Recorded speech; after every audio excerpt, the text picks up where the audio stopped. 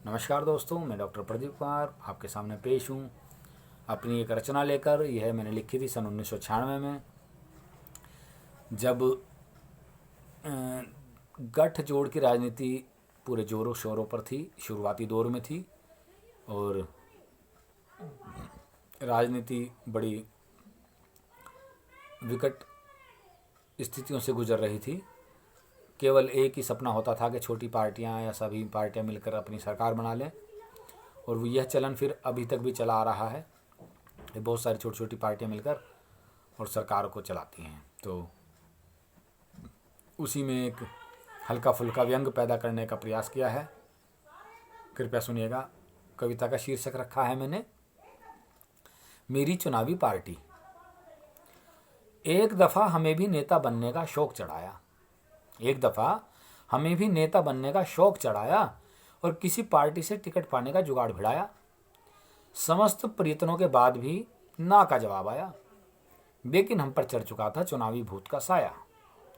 हमने भी ठान ली कि चुनाव जरूर लड़ें, चुनाव में ज़रूर हिस्सा लेंगे। हमने भी ठान लिया कि चुनाव में ज़रूर हिस्सा लेंगे और टिकट मिला ना सही, निर्दलीय ही लड़ेंगे। चुनावी मैदान से इतनी जल्दी हार नहीं मानेंगे, साल ना सही दिनों की सेंचुरी अवश्य मारेंगे। चुनाव में झगड़े के लिए कुछ मुस्टंडे पाले, चुनाव में झगड़े के लिए कुछ मुस्टंडे पाले, चुनावी हार जीत में इज्जत के रखवाले। अब चुनाव चिन्ह की समस्या आई, हमारे दिमाग में भी एक तरकीब आई। सभी बड़ी पार्टियों को एक मिला जुला रूप देंगे और अपने लिए एक चुनाव चिन्ह ईजाद कर लेंगे। बसपा के चुनाव चिन्ह का हाथी ले लिया, उसके ऊपर 2 हाथ वाला कांग्रेसी बिठा दिया। उसके एक हाथ में बीजेपी का फूल पकड़ाया और दूसरे हाथ में जनता दल का चक्कर थमाया। इन सभी को मिश्रित रूप प्रदान कर दिया और अपनी पार्टी के लिए एक धांसू चुनाव चिन्ह ईजाद कर लिया। अब चुनाव चिन्ह की समस्या भी सोल्व थी, क्योंकि सभी बड़ी पार्टियां हमारे चुनाव चिन्ह में इन्वॉल्व थी। चुनाव भी धीरे धीरे नज़दीक आ रहे थे, हम भी मन ही मन सेंचुरी लगा रहे थे। चुनावों का प्रचार जोरों पर था, चुनावों का प्रचार जोरों पर था, नेताओं का भाषण शोरों पर था। जीतने तो हम ही थे, लेकिन हमारी जीत का डर औरों का था। हमने भी चुनावी तैयारी पूरी कर ली थी, हमने भी चुनावी तैयारियां पूरी कर ली थी। कई गाड़ियां गुंडों से भर ली थी। न जाने कब विपक्षी दल फायदा उठा ले और हमारे प्रत्याशी को अपनी ओर मिला ले।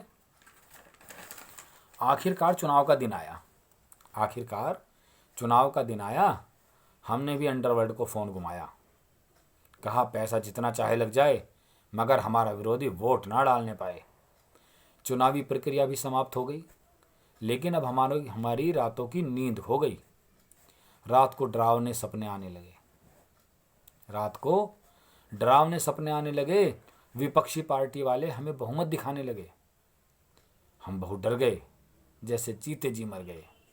इतना पैसा चुनाव में लगाया है, बेकार जाएगा क्या? हमारा एक भी एमपी जीत कर नहीं आएगा? आँख खुली, गिनती अभी चल रही थी। अब तक तो हमारी ही पार्टी लीड कर रही थी। हम खुश हुए कि हम जीत रहे हैं, विपक्ष वाले अपना सिर पीट रहे हैं। सभी परिणाम घोषित हो गए, लेकिन हम भी पूर्ण बहुमत में आने से रह गए। हम सबसे बड़ी पार्टी के रूप में उभर कर आए, मगर समस्या यह है कि बाकी के एमपी कहाँ से लाएं?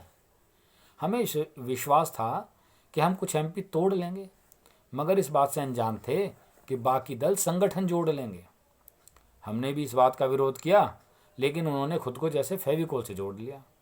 सभी पार्टियों ने मिलकर सरकार बनाई और हमारी सबसे बड़ी पार्टी ने मुँह की खाई। इस बात से हमारा मन खिन्न हो गया, तभी हमारा सपना भी छिन्न हो गया। हम खुश हुए कि यह सत्ता के भूखों की भर्त्सना थी, हम खुश हुए कि यह सत्ता के भूखों की भर्त्सना थी। ये तो मेरी एक छोटी सी कल्पना थी, ये तो मेरी एक छोटी सी कल्पना थी। धन्यवाद साथियों।